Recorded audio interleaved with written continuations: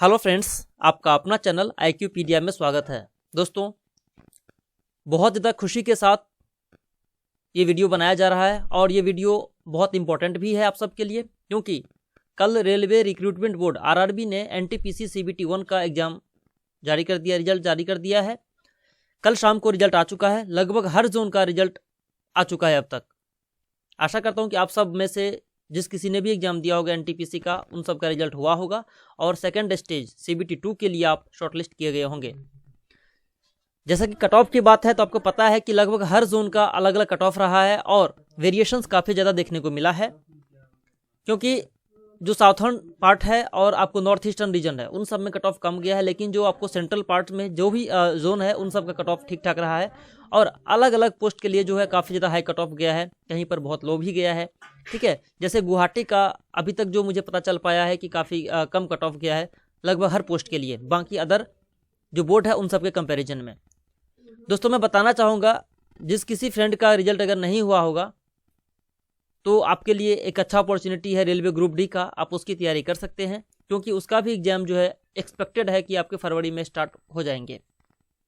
ठीक है, तो टेंशन नहीं लेना है, आप प्रिपरेशन कीजिए, या रेलवे ग्रुप डी के अलावा भी बहुत सारे आपके एग्जाम्स होंगे जो आप वहाँ पे तैयारी कर सकते हैं उसके लिए। इस वीडियो में हम देखेंगे कि आप जो आपके पास लगभग 25 दिन का, वैसे 1 महीने का टाइम है, लेकिन हम 25 दिन इसलिए लेके चलते हैं क्योंकि अगर ट्रैवलिंग में हो गया, इधर उधर में भी आपके टाइम 2-4 दिन इधर उधर निकल जाएंगे, तो 25 दिन में क्या प्लानिंग होनी चाहिए हमारी, ताकि हम अच्छा स्कोर कर सकें और हमारा रिजल्ट सिक्योर हो सके NTPC में। तो आइए स्टार्ट करते हैं उसी प्लानिंग के साथ। बेसिक इन्फॉर्मेशन आप सबको पता ही होगा कि इसमें 3 सेक्शन में एग्जाम होंगे, जैसे CBT 1 में हुआ था, मैथ्स हो गया, रीजनिंग हो गया और जनरल अवेयरनेस। CBT 1 में 90 मिनट्स में आपको 100 क्वेश्चन करने थे, लेकिन CBT 2 में टाइमिंग यही है 90 मिनट्स का, लेकिन नंबर ऑफ क्वेश्चन बढ़ा करके यहाँ पर 120 कर दिया गया है, हर पार्ट का अलग अलग। मैथ्स के लिए अब आपको 35 क्वेश्चन होगा, वहीं रीजनिंग की बात करें तो 35 क्वेश्चन है, दोनों मिला के आपको 70 मार्क्स हो जाएंगे और आपके 50 क्वेश्चन जनरल अवेयरनेस के। जनरल अवेयरनेस में सब कुछ कंप्लीट कर लिया जाएगा, जैसे GK GS हो गया, आपका रीजनिंग हो गया, जनरल साइंस हो गया, तो इन सब चीज़ों को मिलाकर 50 क्वेश्चन आपको जनरल अवेयरनेस से देखा जाएगा। तो हमारी प्लानिंग कैसी होनी चाहिए ताकि हम अपने सफलता की ओर अग्रसर हो सकें, क्योंकि आपको पता है कि जो मेरिट बनेगा आपको CBT 2 के मार्क्स पे ही आपका मेरिट डिसाइड किया जाएगा अलग अलग पोस्ट के लिए। ठीक है फ्रेंड्स, तो एक अच्छी प्लानिंग हमारी होनी चाहिए, क्योंकि इस बार जो आपने देखा है, आप जिस किसी भी बोर्ड से होंगे तो आपको पता होगा वहाँ क्या कट ऑफ रहा है, लेकिन ज़रूरी नहीं है कि लो कट ऑफ रहा है कि अगले बार भी लो कट ऑफ हो ही सकता है, क्योंकि आपके जो मार्क्स होंगे वो डिसाइड करेगा कट ऑफ। ठीक है फ्रेंड्स, तो हमारा प्लानिंग यही है कि इसको हम कैसे टैकल करें। आइए देखते हैं एक एक करके।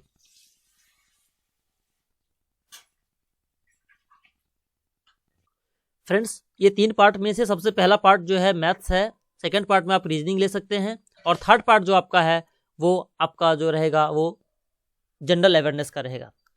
तो मैथ्स और रीजनिंग आपको पता है कि जैसे सिलेबस की मैं पहले बात करूं तो सेम सिलेबस है, कोई चेंजिंग नहीं की गई है, और जहां तक लेवल ऑफ क्वेश्चन की बात रहेगी, क्वेश्चन का लेवल कैसा रहेगा, पैटर्न कैसा रहेगा, तो एज इट इज़ आप कह सकते हैं कि CBT 1 में जैसा आपका एग्जाम हुआ था सेम ऐसा ही रहने वाला है, क्योंकि यहाँ पे ऑलरेडी 20 क्वेश्चन बढ़ा दिए गए हैं, टाइमिंग वही रहने वाला है। तो क्वेश्चन के लेवल में बहुत ज़्यादा वेरिएशंस मुझे नहीं लगता कि देखने को मिलेगा। हाँ, 1-2% 1-2 क्वेश्चन आपको थोड़ा डिफिकल्ट में भी देखने को मिल सकता है, क्योंकि ये CBT 2 एग्जाम है। इसलिए फ्रेंड्स, यहाँ पे आप CBT 1 का जो क्वेश्चन का पैटर्न था आपके पास होगा तो आप उसको फॉलो कर सकते हैं, उसके हिसाब से टेस्ट प्रैक्टिस कीजिए।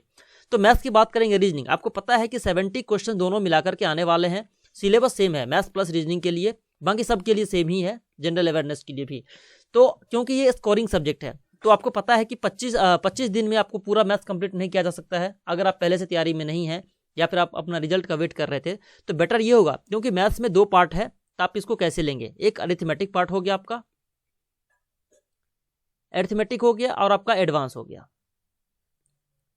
देखिए, दोनों अपने आप में महान है, क्योंकि इन दोनों, इसके भी एडवांस के भी जो टॉपिक्स है वो कम नहीं है, अच्छा खासा टॉपिक यहाँ पर है।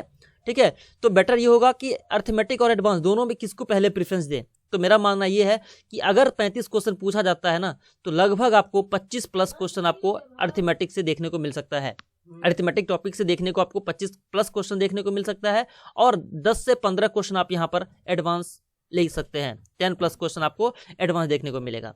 तो किसको हमें देखना है? आपको अर्थमेटिक थोड़ा इजी भी लगता है, एडवांस थोड़ा सा टफ कहा जा सकता है अर्थमेटिक के कंपैरिजन में, क्योंकि यहाँ पर जैसे कुछ ज्योमेट्री हो गया, ट्रिग्नोमेट्री हो गया, एलजेब्रा हो गया, ठीक है। तो आप 15 क्वेश्चन के आसपास, 10 से 15 क्वेश्चन के आप यहाँ पे लिख सकते हैं। 10 to 15 क्वेश्चन, वेरिएशंस होते हैं, इसलिए मैंने एक अप्रोक्सीमेट बताया है आपको।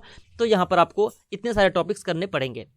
अर्थमेटिक में देखेंगे जो सबसे मोस्ट इंपॉर्टेंट में आप टॉपिक्स ले सकते हैं, तो एक तो नंबर सिस्टम आपका हो गया, उसके बाद आपका है प्रॉफिट एंड लॉस हो गया, परसेंटेज हो गया, एसआई हो गया, सीआई हो गया, टाइम एंड वर्क हो गया, टाइम एंड डिस्टेंस हो गया। तो ये सब जो है मोस्ट फर्टाइल टॉपिक है, जहां से डेफिनेटली आपको हर टॉपिक से 2 से 3 क्वेश्चन देखने को मिलेंगे ही मिलेंगे, ठीक है। तो मेरा मानना ये है कि आप टेस्ट प्रैक्टिस तो करना ही करना है, साथ में इन सब टॉपिक के जो एक ठीक ठाक लेवल, जो मॉडरेट लेवल के क्वेश्चंस है उनको करें, क्योंकि आप बहुत एडवांस भी नहीं कर सकते हैं, टाइम कम बचा हुआ है।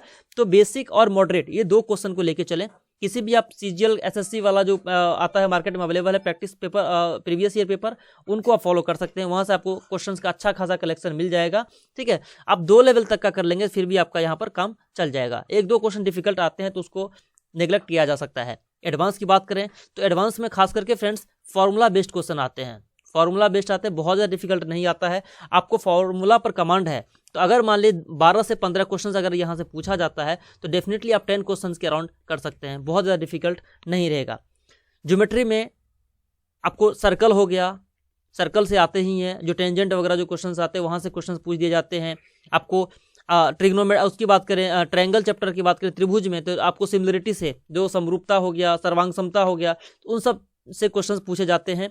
अलजेब्रा की बात करेंगे तो अलजेब्रा में तो खैर बहुत बड़ा टॉपिक हो जाता है, तो आप वहाँ से कलेक्शन देख लें जो प्रीवियस ईयर एसएससी का है, या फिर रेलवे ने भी जो पूछ रखा है, रेलवे का जो कलेक्शन है CBT 1 का, आप उसको प्रैक्टिस कीजिए, डेफिनेटली आपको वहाँ से फायदा मिलेगा। आप ऐसा प्रैक्टिस कीजिए। देखिए अब यहाँ पर जो है मैथ अरिथमेटिक की बात करें तो यहाँ से बहुत बड़ा टॉपिक मिल जाता है, काफ़ी टॉपिक्स यहाँ पर है जो सब कुछ करना पॉसिबल नहीं है। तो उन मोस्ट इंपॉर्टेंट टॉपिक्स को आप करें, जहाँ से आपको मान लीजिए अगर 20 क्वेश्चन यहाँ से पूछे जाते हैं तो कम से कम आप 10 टॉपिक्स को ऐसे कर लें जो आपको आराम से यहाँ से 10 क्वेश्चन टॉपिक्स को करेंगे तो लगभग 15 से 18 क्वेश्चन आपको यहाँ से देखने को मिल जाएगा। और 2-4 क्वेश्चन तो नॉर्मल होते हैं, तो कोई ऐसा डिफिकल्ट नहीं है। जैसे बॉड मास पे पूछ देगा, कैलकुलेशन में आपको बॉड मास आ जाएगा, फिर उसके बाद आपका आ जाएगा जो नॉर्मल नंबर सिस्टम से, तो खैर बहुत बड़ा टॉपिक बन जाता है। तो इन सब को टैकल करें, और मोस्ट इंपॉर्टेंट है कि आप इसके साथ सेट प्रैक्टिस करें ताकि आपका फ्लो बना रहेगा। अलग अलग टॉपिक से आपको अलग अलग क्वेश्चन देखने को मिलेंगे, ठीक है फ्रेंड्स। तो कम टाइम में ये अच्छा प्लानिंग है, आप इसको फॉलो कीजिए, डेफिनेटली फायदा मिलेगा। अगला हमारा जो है रीजनिंग के ऊपर हम बात करें तो यहाँ पर कोई पर्टिकुलर बुक से फॉलो करना मेरे हिसाब से बेटर नहीं होगा, क्योंकि आप इससे बेटर यही होगा कि जो रेलवे का आपको RRB CBT 1 का जो कलेक्शन आपको मिलता है वो कर लें, और SSC CGL या SSC के जो भी एग्जाम्स होते हैं उनका जो प्रीवियस ईयर पेपर है उसको आप उठा के देखें। आपको यहाँ पर जो मोस्ट इंपॉर्टेंट टॉपिक्स ऐसे हैं जो आप इसको फॉलो कर सकते हैं, वो आपका वेन डायग्राम, एक तो वेन डायग्राम से क्वेश्चन आना ही आना है। उसके बाद आपको एनालॉजी हो गया, जो इसको आप टॉपिक से देख सकते हैं वो मैं बात कर रहा हूँ। कोडिंग डिकोडिंग आपका हो गया, ठीक है। एक मैथमेटिकल ऑपरेशन से आते हैं, जैसे प्लस हो गया, माइनस, डिवाइड, मल्टीप्लाई करके क्वेश्चंस आते हैं, तो प्रैक्टिस करेंगे आपका हो जाएगा। पजल्स क्वेश्चन, जो पजल बैंकिंग वाले क्वेश्चंस जो होते हैं ना, उसको आप कर लें, बेसिक वाला करें, ज़्यादा टफ नहीं पूछा जाएगा इसमें। उसके बाद जो आपका हो गया स्टेटमेंट एंड कंक्लूजन, ये काफ़ी ज़्यादा इंपॉर्टेंट है। यहाँ से क्वेश्चन बच्चे को फंसते हैं और यहाँ पे रॉन्ग होने का भी चांस होता है। इसको स्टेटमेंट और कंक्लूजन करें, काफ़ी इंपॉर्टेंट है आपके लिए। और decision making question, decision making, खैर टॉपिक तो बहुत है रीजनिंग के अंदर में, वो सब नहीं कर सकते हैं सारा, इसलिए इन टॉपिक्स को कर लें जहाँ से आपको रॉन्ग होने का चांस ज़्यादा बन जाता है, और इसको आप बड़े आसानी से कर सकते हैं। एनालॉजी मैंने बता ही दिया है इसमें, ठीक है। ये सब सारे क्वेश्चंस ऐसे हैं जो आपको आराम से बन जाएंगे, थोड़ा सा मेहनत करना पड़ेगा, और रॉन्ग होने के जो चांस होते हैं वो कम हो जाएंगे जब आप उसको प्रैक्टिस ज़्यादा से ज़्यादा करेंगे, ठीक है। तो 35 क्वेश्चंस में से आप रीजनिंग में कैसे भी करेंगे ना, तो आप आराम से यहाँ पर 32+ क्वेश्चन अटेम्प्ट कर सकते हैं, जो आपके सही होंगे मिनिमम रीजनिंग में। और मैथ्स में मैंने बताया ही है, तो मैथ्स में भी आपको इतना करेंगे। ये दोनों टॉपिक ऐसे हैं, आप चाहेंगे 70 में 70 भी आपको आ सकता है। मिनिमम आप जो है यहाँ पर 65+ कर सकते हैं, थोड़ा सा प्रैक्टिस अपना बढ़ा देंगे तो, ठीक है। अब जो मोस्ट डिसाइडिंग फैक्टर आपका है वो जनरल अवेयरनेस है। जो जनरल अवेयरनेस आपका वही डिसाइड करेगा कि आपके जो रिजल्ट का क्या होगा, क्योंकि 70 क्वेश्चन में से मान लीजिए मैथ्स को और रीजनिंग लगभग हर कोई करता है, ऐसा नहीं कि नहीं करता। जो भी ठीक ठाक बच्चा पढ़ने वाला है वो आराम से 70 में से 60 प्लस तो करते ही करते हैं। इसलिए ये तो कॉमन चैप्टर हो गया आपका। लेकिन जो मेन आपका जो है जनरल अवेयरनेस, जहां से आपका रिजल्ट डिसाइड होगा, उसको हम देखते हैं। फ्रेंड्स, जनरल अवेयरनेस की हम बात करें तो यहाँ पर इसको मैं 3 पार्ट में बांटूंगा। 3 पार्ट में इसको मैं बांटूंगा। पहला तो आपका होगा करंट अफेयर्स। करंट अफेयर्स हो गया, फिर आपका हो गया जो जीके जीएस, और आपका अगला वाला जो है वो जनरल साइंस। जनरल साइंस तो इसमें हम देखेंगे करंट अफेयर्स, जीके जीएस और जनरल साइंस। आपने देखा होगा जो CBT 1 हमारा एग्जाम हुआ था, उसमें करंट अफेयर्स का जो लेवल था दिन ब दिन बढ़ता ही चला गया था। यानी कि जैसे जैसे एग्जाम्स होते जा रहे थे एक अच्छे लेवल के क्वेश्चंस पूछने लग गए थे, और बहुत ही पुराने क्वेश्चन, यानी कि इवन 2019 तक कवर कर लिया, 2018-19 तक कवर कर लिया था इसके लिए। ठीक है, तो इसको टैकल करना बहुत ही इंपॉर्टेंट है। अब कम टाइम में क्या करें, तो देखिए कम टाइम में करंट अफेयर्स के लिए कोई बहुत ज़्यादा शॉर्टकट नहीं बताया जा सकता है कि आप यहाँ कर ले वहाँ कर ले 10 जगह से कर ले। सिंगल बुक को पढ़ें, जिस किसी भी बुक को आप पढ़ रहे हैं थोरोली पढ़ें, और उसमें ये देखें कि जो लास्ट के 6 महीने का हो तो अच्छे क्वेश्चंस पूछे ही जाएंगे 6 से 8 महीने में, लेकिन उसके बैक में भी आप जाने की कोशिश करें। जैसे मतलब पूरे 1 साल का थोरोली कम से कम करना आप शुरू करें। और मोस्ट इंपॉर्टेंट इसके लिए ये है जो पिछले 2 साल में जो मोस्ट इंपॉर्टेंट इवेंट्स हो रखे हैं, जो भी कोई स्पोर्ट्स हो गया या कोई ऐसा मतलब समिट वगैरह हुआ है, ठीक है, तो उस टाइप से क्वेश्चन अगर ज़्यादा पुराना जाता है, 1 साल से पुराना जाएगा, तो जो इंपॉर्टेंट पार्ट है ना वहीं से कवर करता है क्वेश्चन, वहीं से उठाता है। ये नहीं कि कहीं से भी आपको उठा के दे देगा। ठीक है, आपको स्पोर्ट्स हो गया, जैसे ओलंपिक हो गया मान लीजिए, उसके बाद जो आपको है क्रिकेट हो गया, मतलब वर्ल्ड कप हो गया, या कोई ऐसा इंटरनेशनल लेवल पे इवेंट हुआ था। ठीक है, तो इस सब टाइप का क्वेश्चन करेंगे जो बहुत ज़्यादा इंपॉर्टेंट टॉपिक रह चुका है उस टाइम के करंट अफेयर्स में, तो वहीं से ज़्यादा पुराना करंट अफेयर्स उठाया जाएगा। तो आप स्पीडी का बुक करें, स्पीडी बुक सफिशिएंट है आपके लिए। इसके लिए मेरे हिसाब से स्पीडी जो एक अच्छा कहा जा सकता है, क्योंकि यहाँ पर जो कलेक्शन है ना, आपको करंट ईयर का तो हो ही जाता है, लेकिन बैक साइड जो पिछले साल के भी होते हैं क्वेश्चंस कवर करते हैं जो इंपॉर्टेंट होते हैं, और फैक्चुअल यहाँ पे बहुत ज़्यादा है। तो स्पीडी कर लेंगे तो मेरे हिसाब से कोई क्वेश्चन छूटने का चांस नहीं रहेगा। जीके जीएस में आप अपने हिसाब से कोई ना कोई बुक तो पढ़ ही रहे होंगे, जो भी बुक पढ़ रहे हैं उसी को पढ़िए, कोई ज़्यादा नहीं। यहाँ से आप मान लीजिए आपको करंट अफेयर से लगभग आप 10 क्वेश्चन लेके चल सकते हैं। 10 क्वेश्चन जो आपको यहाँ से 10 से 15 क्वेश्चन आप मान सकते हैं कि यहाँ से पूछा जाएगा। 10 to 15 क्वेश्चन करंट अफेयर्स हो गया, और 10 to 15 क्वेश्चन भी आपके हो गए जनरल अवेयरनेस से, जीके जीएस से, और 15 से 20 क्वेश्चन आप यहाँ पे साइंस का ले सकते हैं। देख मेरा एक्सपेक्टेड है, कोई जरूरी नहीं है कि ये पूछा जाएगा, वेरी कर सकता है क्वेश्चन। ठीक है, तो जनरल अवेयरनेस की हम बात करें, जीके के लिए, जनरल नॉलेज के लिए, तो लूसेंट का बुक या जो कि भी आप बुक पढ़ रहे हैं, लूसेंट इसलिए है काफ़ी इंपॉर्टेंट क्योंकि लगभग लड़का पढ़ता ही है, खास करके रेलवे वाले जो भी होते हैं, तो इसलिए लूसेंट कर ले, मोर देन सफिशिएंट रहेगा जीके जीएस के लिए। उसमें भी इंपॉर्टेंट जो टॉपिक्स हैं, हिस्ट्री का जैसे हो गया, एंशिएंट ज़्यादा पूछ जाता है रेलवे में, वो हो गया, फिर मॉडर्न पे आप आए। ठीक है, इन सब टाइप का क्वेश्चन करें, आपको डेफिनेटली फायदा होगा लूसेंट से। और मिसलेनियस से कर लें, जैसे लार्जेस्ट हो गया, स्मॉलेस्ट हो गया, जो पीछे से दिए होते हैं लूसेंट के बैक साइड में दिया हो करीब 20-25-30 पेज का, उसको कर लें, काफ़ी ज़्यादा हेल्पफुल रहेगा।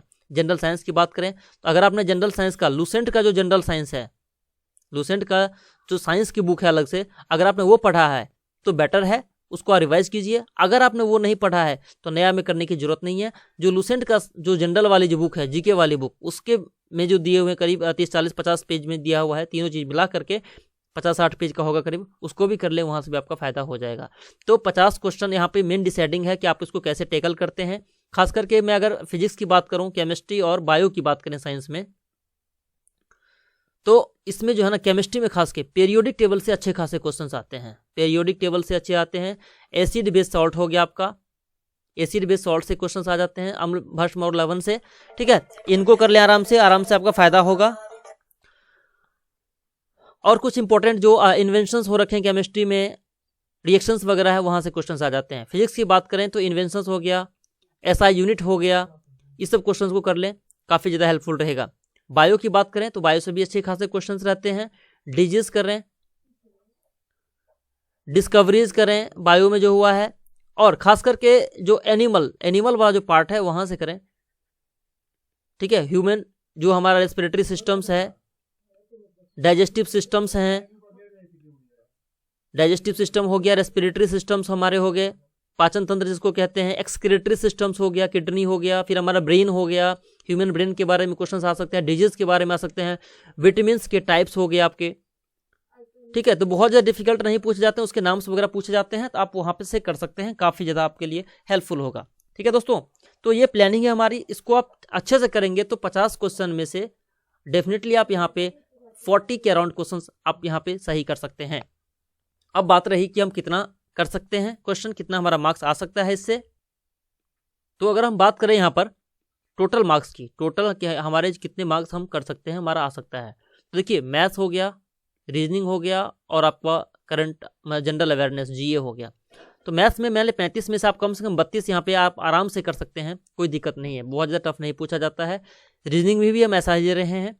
और आप जनरल अवेयरनेस में आप अगर अच्छे से करते हैं तो आपको आराम से 40 क्वेश्चन यहाँ पे मिलेंगे ही मिलेंगे। तो तीनों मिलाकर के देखा जाए तो 32 दूनी 64 और 4 यानी कि 104 यहाँ पर आपका मार्क्स आ सकता है। यहाँ पे आप अच्छा और कर सकते हैं, 40 से ज़्यादा भी आपके आ सकते हैं। और मैथ्स रीजनिंग में 64 मैंने लिया है, तो आप अगर मैथ्स रीजनिंग अच्छा है तो डेफिनेटली आप 70 में 70 भी गेन कर सकते हैं, नहीं तो 65 प्लस आप आराम से कर सकते हैं, अच्छा से टैकल करेंगे, ठीक है फ्रेंड्स। तो बस यही हमारा है प्लानिंग, आप अपना इसको फॉलो कीजिए, डेफिनेटली आपको फायदा होगा। थैंक यू, जय हिंद, जय भारत।